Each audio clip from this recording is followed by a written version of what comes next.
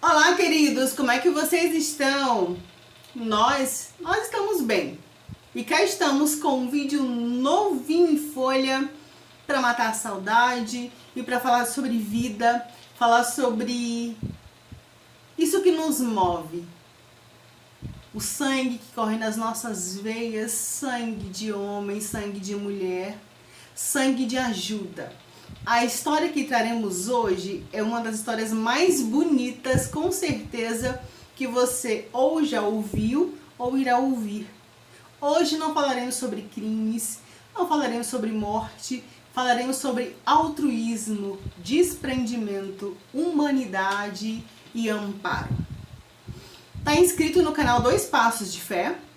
Caso você não esteja inscrito, te convidamos a gentilmente ceder o seu tempo para ver este vídeo, dar o like, comentar e se inscrever, ativar o sininho, porque quase sempre estamos aqui de volta trazendo histórias que nos remetem à realidade da vida. O mundo nem sempre é cinza e preto e branco, às vezes ele é colorido, porque existem pessoas boas que fazem coisas de boas. Bem-vindos ao nosso novo vídeo.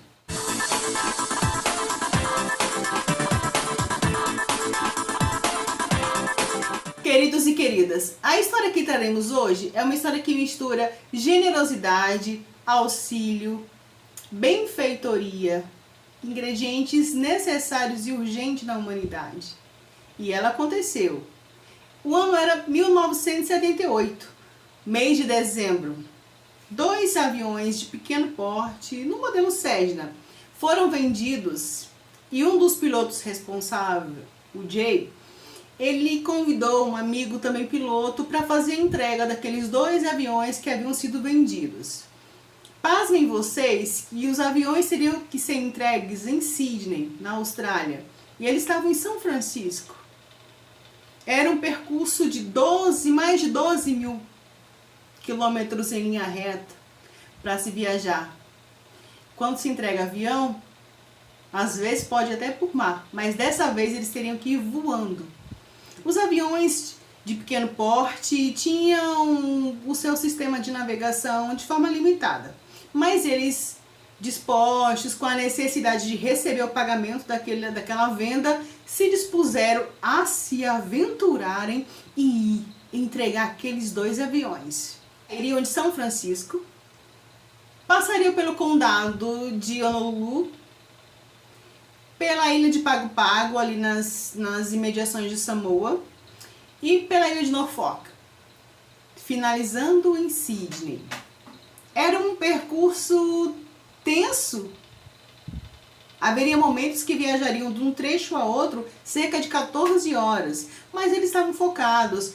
Era uma temporada de escassez de negócios e eles precisavam do pagamento daqueles 2 aviões, então se decidiram a aventurar pelo ar para entregar aqueles 2 aviões. Queridos e queridas, o modelo dos aviões era um Cessninha, tipo esses aviões agrícolas que geralmente a gente vê fazendo irrigação. E tinha limitações no seu comando, no seu controle. Eles tinham um sextante, que é aquela janelinha, as cartas de navegação, e os 2, tanto o Jay como o seu amigo piloto, cada um no seu avião, lado a lado, feito quem está trilhando de bicicleta com um amigo, sabe? Cada um na sua bike, cada um no seu avião, lado a lado, rumo ao desconhecido. Lembra que falaremos sobre altruísmo. Quando chegou mais ou menos em Pago Pago, na ilha de Samoa, o companheiro do Jay teve problemas seríssimos de acidente no seu avião. Era a primeira baixa. Ele foi resgatado, sofreu grandes danos, mas ele não iria mais seguir viagem. E o Jay ficou meio que desanimado, porque quase que metade do caminho percorrido e 50% não poderia chegar. Eles conversaram, chegaram a um acordo que o Jay deveria seguir viagem, e o Jay decidiu, então vou seguir viagem. O certo é que no dia 21 de dezembro de 78, o Jay acordou disposto, motivado, assim, vou entregar essa outra aeronave. No dia 21 de dezembro de 78, o Jay saiu motivado a entregar aquela aeronave como compromisso. Havia sido vendida e seria entregue. Ele conferiu as cartas de navegação, ele conferiu também o ADF. O aparelho ADF é um Automatic Direction Finder, que eles prenderam com fita adesiva no painel do avião e ali seria meio que uma bússola. E ele apontava a frequência de rádio. Trabalhava por amplitude moderada, a conhecida AM de rádio. E ele tinha tipo um ponteiro que apontava a localização. Então, tipo, se estavam passando pela ilha de Pego, a frequência mais precisa seria para onde o ADF apontaria. E ele saiu bem feliz, porque o ADF seria o localizador do próximo destino. E ele saiu. O próximo destino seria a ilha de Norfolk. Então o ADF estaria ali pronto para captar o sinal assim que entrasse nos domínios da ilha.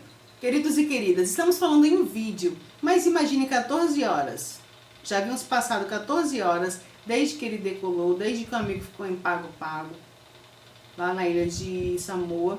E ele estava indo para a ilha de Norfolk, esperando que o aparelho detectasse pela frequência moderada, pela frequência AM, onde chegaria a ilha de Norfolk. Até que finalmente o aparelho, 14 horas depois, detectou que estavam sim nos limites da ilha de Norfolk. Ele meio que comemorou, ficou mais tranquilo, mais de boa, porque estava nas imediações da ilha. O aparelho meio que estava guiando, o ponteiro estava guiando. Então ele disse, olha, quando for daqui a 30 minutos, 40 minutos, eu vou confirmar e vou providenciar uma descida. Mas não aconteceu. 30 minutos depois, 40 minutos depois, ele olhou e não viu nada para pousar. Foi quando ele observou que o ponteiro estava doido, estava descontrolado. E ele entrou em pânico, entrou em desespero, porque aquilo que seria o seu, sabe, a sua pedra de suporte, o guia naquela viagem quase às cegas, havia quebrado, não estava funcionando. E ele imediatamente emitiu um pedido de socorro, um Mayday. E ele foi no HF, um rádio de longa distância, e não teve dúvida, pediu socorro. Desesperadamente pediu socorro. E começou por conta própria, gente, quando estamos, sabe, dando tudo errado, temos que gritar e pedir socorro, sim, mas temos também que dar o nosso jeito. Então ele começou a fazer voos quadrados, buscas quadradas. Ele estava de olho no combustível para que não acabasse, mas ao mesmo tempo ele fazia buscas quadradas. Então ele fazia meio que um contorno em quadros, depois ele ia aumentando e aumentando o território, até que aquele pedido de Mayday surtisse efeito, e surtiu. O Douglas DC-10, pilotado pelo Gordon, um piloto experiente, ouviu o pedido de socorro do Jay, daquele Cessna, pequeno avião, perdido, literalmente perdido no céu. E o Gordon, piloto do C-10, ouviu o pedido de socorro do Jay. Estava pilotando um Cessna, literalmente perdido no ar. E ele decididamente disse, hoje não. Hoje você não vai se perder. E ele imediatamente convocou a tripulação daquele voo. Era um voo com mais de 80 pessoas a bordo, passageiros a bordo. Ele convocou a sua tripulação e disse, gente, olha, tem um piloto que está perdido num Cessna, e se nós não o ajudarmos, provavelmente ele vai morrer. Não está perdido na floresta, na cidade, está perdido no mar. Os aparelhos dele, a forma dele se conduzir estavam nulas. Ele estava sem alternativa. E o Gordon, vendo aquela situação, convocou a sua tripulação. E a tripulação de pronto disse: vamos salvar esse homem. Imediatamente ele comunicou e perguntou aos passageiros: existe uma urgência maior do que salvar uma vida? E os passageiros de pronto disseram: não, vamos sim salvar esse homem. Olha, o altruísmo já começa daí, quando você coloca as suas preferências, as suas prioridades, sabe? O que você quer de lado em detrimento para ajudar outra pessoa. Não é em detrimento de fazer a vontade, fazer os gostos, não. É ajudar. Quando você sabe que a sua ajuda é decisiva. E os passageiros de pronto aceitaram, então o Gordon não teve dúvida. Começou a se comunicar com o Cessna. Tudo isso que estamos falando não é ficção, aconteceu, mas poderia ser um filme. E viram? Depois eu falo. Com muita dificuldade, o Gordon conseguia se comunicar com o Jay. Eles se comunicavam, mas não sabiam onde estavam, porque o Jay não estava sem aparelho. O Jay não sabia se estava a leste, a norte, a sul, não sabia. E era o essencial para o Gordon localizar e salvá-lo. Gente, combustível é gota a gota, gota a gota, uma hora terminaria. Havia entre os passageiros do Douglas DC-10 alguém, um homem que trabalhava também com navegação. Foi um passageiro que foi uma mão na roda que também ajudou o Gordon. Então eles começaram meio que a tranquilizar o Jay e procurar soluções. Existem os problemas na vida, mas as soluções também estão ali, ó, à nossa vista. Precisamos ter sensibilidade e conviver com pessoas que sejam sensíveis também a nos mostrar. Grande massa nos mostram os problemas. Grande massa nos causam os problemas. Mas valiosos são aqueles que nos mostram como resolver os problemas. E o Gordon estava decidido. Iria ser um dia diferente para o Jay. A primeira coisa que o Gordon procurou saber é se o Cessna, o avião do Jay, estava à frente ou atrás.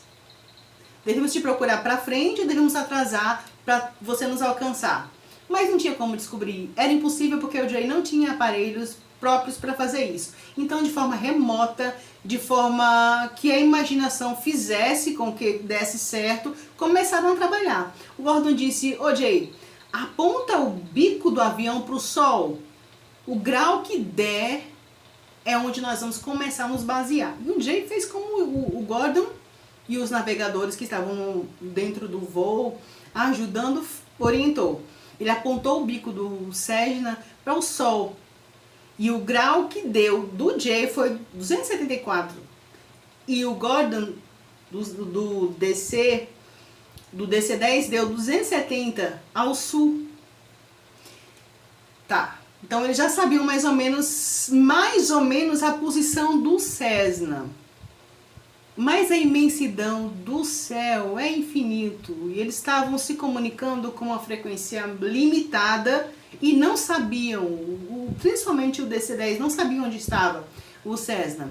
E o tempo estava passando, os minutos estavam passando, as horas estavam correndo. Como encontrar? Quando o Gordon, conversando com o Jay, depois de pedir que ele apontasse para o sol e tido descoberto que 274 graus diante do sol estava diferente ao 270 dos DC-10, ele meio que entendeu que estava ao sul. Tá, ao sul. Mas como ao sul? A oeste ou a leste? A matemática é incrível, é uma sedução, é um balé. Porque se você errar um pouquinho, você no final tá tudo errado. Então o Gordon estava preocupado, porque não poderia errar, tinha que acertar, tinha que ser preciso.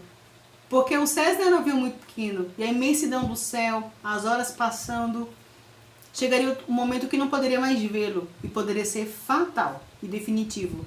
Então o Gordon disse: tá, eu preciso saber agora se você está a oeste ou a leste. E ele disse, teve aquela iluminação e pensou assim: pega a tua mão assim, ó, e coloca pra fora na janela. Pra fora, não a mão pra fora, mas a visão. E conta a parte de baixo da mão, em contato com o horizonte, quanto que tu vai ter de dedos para contar? Tu faz daí, eu faço daqui. Quando se sabe, se sabe. O Gordon misturou no caldeirão, desse momento, a experiência, a vontade de acertar e o controle, o autocontrole. O Jay colocou a mão e o Gordon colocou também. Cada um no seu avião, na sua aeronave. E os relatos contam que o Jay disse, olha, base da mão no horizonte, conto 3 dedos. E o Gordon disse, base na mão no horizonte, eu conto 2 dedos. Cada dedo equivalia a 2 graus, que equivalia a 60 milhas, que multiplicado dava entre 240 e 260 milhas. Mais um dado para o Gordon. Queridos e queridas, e aos poucos o Gordon ia assimilando e pegando dados de forma limitada, mas com muita sagacidade, de tudo que o Jay estava falando, e o Jay querendo dar informação, sempre obedecendo, sempre seguindo as orientações, mas havia a limitação da comunicação e dos instrumentos. Então o Gordon teve mais uma iluminação. Ele tinha tido a iluminação de posicionar o avião do Jay para o sol, para ver o grau, depois para ver a questão das milhas, estava leste a oeste. Mas o tempo estava passando e não podia. Se tem uma coisa que não devemos brincar, é com o tempo. O tempo passa, o tempo não faz assim, ó, tu fala, vou dormir, o tempo para. Tu dorme, o tempo passa. E o tempo estava passando. E o Gordon disse, olha, vamos tipo triangular. Eles fizeram pontos estratégicos imaginários e o Jay saía, tudo isso para localizar. Tipo, tava todo mundo com o olho fechado no escuro e queriam saber de onde via a voz, E o Jay deveria voar de forma triangular até que parasse a comunicação. Tipo assim, ficasse em comunicação. Então ele tinha que voltar para o espaço para ir delimitando onde ele estava, para ir delimitando onde ele estava, para ir delimitando onde estava. E quando eles faziam esse mapeamento, esse exercício, já haviam quase 20 horas do Jay dentro daquele avião, sentado, limitado, e nesse triangular, nesse exercício triangular de vai, de volta, de vai, que tenta, que para, que comunica, que silencia, mais de 3 horas. Queridos e queridas, o DC-10 tinha combustível, tava com combustível legal, mas o Cessninha já estava misturando combustível, estava tipo num econômico, quando a bateria do celular tá já no vermelho, você coloca a economia de bateria, porque tu sabe que não vai dar conta, tava já misturando ar com combustível. Então o Gordon do DC-10 disse, eu vou fazer um Contrain, que é aquela maravilha que às vezes nós vemos no céu, dependendo da massa que exista, aquele caminho, aquela trilha, aquele rastro que vai deixando. O DC-10, o Gordon disse, vou fazer um Contrain para ver se você me localiza. Tava tudo tão óbvio, tão fácil, mas o Cessninha era um aviãozinho limitado, era um avião, tava resistindo firmemente, mas o cockpit não conseguiu visualizar o rastro. Mas o Gordon não desistiu. O Gordon disse, tô segurando na sua mão. O sol ia se pondo e pela primeira vez houve meio que um desespero da parte do Jay. E o Jay disse, olha, não tenho mais o que fazer, eu vou pousar no mar. E seja o que Deus quiser. Olha, pousar no mar é muito poético, mas seria mortal. Ninguém mais encontraria aquele homem. No início da noite, madrugada dentro, ele morreria com certeza. E o Gordon disse, não, vamos tentar mais uma vez. Vamos tentar mais uma vez. Vamos fazer assim, na hora que o sol se pôr, você olha para o relógio, exatamente comunica a hora que o sol tocar a água. E o Jay disse, tá bom. Havia uma comunicação já com a ilha de Norfolk. Então o pessoal da ilha, os controladores, o pessoal estava já a par dessa situação, já vi um avião que estava vindo em socorro do Cessninha. A questão era onde estava esse Cessninha, onde estava? Não tinha como dizer ele está a oeste, a leste exatamente, não tinha como encontrar. O problema maior estava aí. E o Gordon disse, olha, quando o sol se pôr, você fala exatamente a hora, a gente vai calcular. E foi exatamente isso, quando o avião tocou, quando o sol tocou a água, o Jay falou, são 7h20 da noite. E na ilha de Norfolk eram 7 horas. Só a diferença de 20 minutos que deu para eles fazerem os cálculos bem direitinho das milhas, do grau, da longitude. E o socorro estava a caminho. E de repente, o Jay, no Serginha, viu luzes. Às vezes, no momento da dificuldade, tem aquela, sabe, no deserto você vê água para beber, mas é aquela, sabe, miragem. Ele viu luzes, mas não era o Gordon, não era o DC-10, o Douglas DC-10. Era um navio.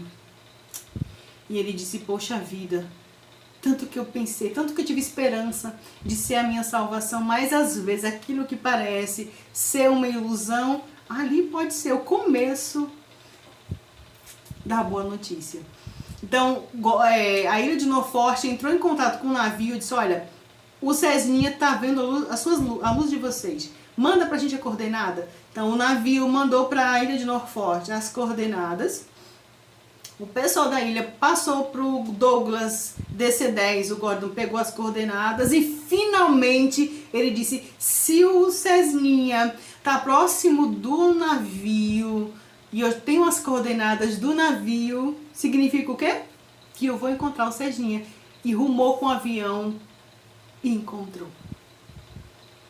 Que felicidade, que paz, quando o Cessninha finalmente viu o DC-10 voando em sua direção, e o DC-10 viu de longe aquelas luzinhas quase que apagando do Cessninha, que voou 23 horas seguidas sem descer, com equipamentos zerados, com limitações zeradas, mas um piloto que tinha dentro de si a esperança e a vida. E as boas palavras do comandante Gordon lhe motivaram. Queridos e queridas, o Jay ficou dentro do Cessninha cerca de quase um dia, 24 horas, 23 horas e alguma coisa. E perdido, literalmente, foram 10 horas. Quem já se perdeu, quem já ficou perdido, sozinho, perdido mesmo, sabe o desespero que é. O agravante é se for no céu, num avião sem combustível. Quando o Cessna pousou finalmente na ilha de Norfolk, ele não tinha combustível de jeito nenhum. Estava contados os minutos para que ele caísse. E você pensa, e o comandante Gordon, eles se encontraram, ele desceu, eles se abraçaram, como um bom final de filme. Sabe aquele ditado que fala missão dada é missão cumprida? O comandante Gordon se certificou, me confirma aí se tem combustível suficiente para eu completar a viagem e finalmente entregar meus passageiros. Sim, comandante, temos combustível suficiente. Então ele disse, missão dada pode ser até missão cumprida, longa, difícil de completar, mas é cumprida também, é finalizada. E ele rumou para Nova Zelândia, ele tinha partido de Fiji para Nova Zelândia entregar os seus passageiros. São e salvos. Certamente ninguém fez reclamação no site da companhia aérea pelo atraso. Quando você volta para ajudar quem ficou caído, sua força se renova muito mais. O comandante Gordon foi condecorado ao Marcadone Douglas, o fabricante do DC-10, com reconhecimento do mais alto padrão de compaixão, julgamento e excelência aérea. E não poderia ser o contrário. O filme sobre essa história chama-se O Resgate do Voo 775. É um filme difícil de encontrar, raríssimo, mas se você for desses privilegiados que gostam de garimpar a internet e encontrar, aproveite e se esbalde. altruísmo, bondade, auxílio, humanidade. Invada suas entranhas de tal forma que jamais você deixe ninguém para trás. Até o próximo vídeo.